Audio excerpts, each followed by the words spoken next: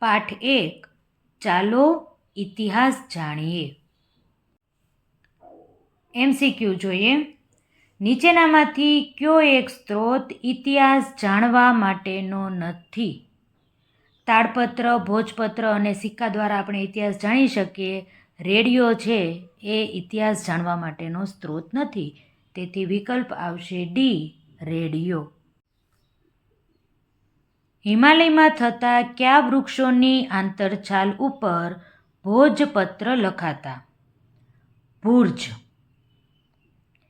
તાડના વૃક્ષના પર્ણ પર લખાયેલી હસ્તપ્રતો એટલે કે લેખોને શું કહે છે? તાડપત્રો. શિલાઓ અને પથ્થરો પર કોતરેલા કે લખેલા લેખને શું કહેવાય?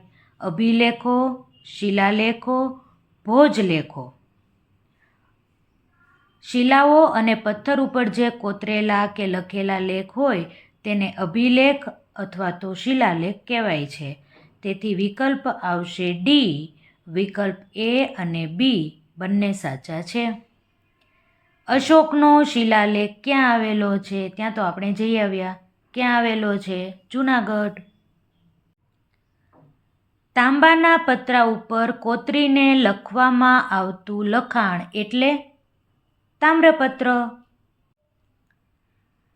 ઇતિહાસ જાણવાના અગત્યના સ્ત્રોત સિક્કા અંગે કઈ એક બાબત અસંગત છે એટલે કે ખોટી છે?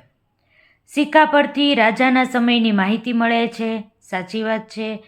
જે તે રાજ્યની સામાજિક, ધાર્મિક, આર્થિક અને રાજકીય માહિતી મળે છે એ પણ સાચું છે. ઈસવીસન પૂર્વ 15મી સદીના પંચમાર્ક સિક્કા મળી આવ્યા છે. આ ખોટી વાત છે.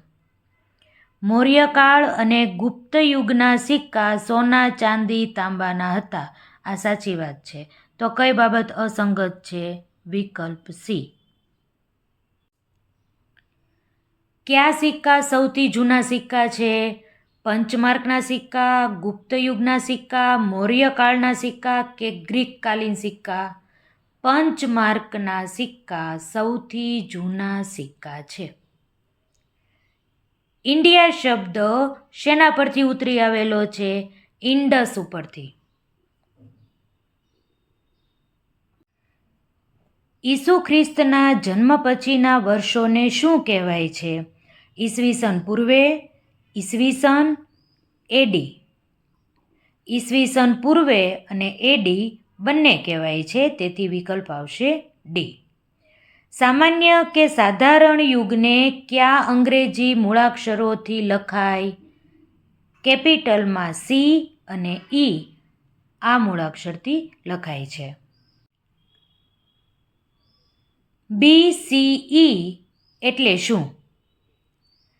સામાન્ય યુગ પૂર્વે, સાધારણ યુગ પૂર્વે કે સામાન્ય યુગ? સામાન્ય યુગ પૂર્વે અને સાધારણ યુગ પૂર્વે બંને માટે BCE લખાય છે. એનો અને ડોમિની શબ્દો મૂળ કઈ ભાષાના શબ્દો છે? ગ્રીક ભાષાના. નીચેનામાંથી કયા લખાણો લાંબા સમય સુધી ટકી રહે છે? કાપડ ઉપર લખેલું લખાણ, કાગળ ઉપર લખેલું લખાણ, પથ્થર ઉપરનું લખાણ કે વૃક્ષના પાન પર લખેલું લખાણ? લાંબા સમય સુધી પથ્થર ઉપરનું લખાણ ટકી રહે છે. તેથી વિકલ્પ આવશે સી, પથ્થર પરના લખાણ.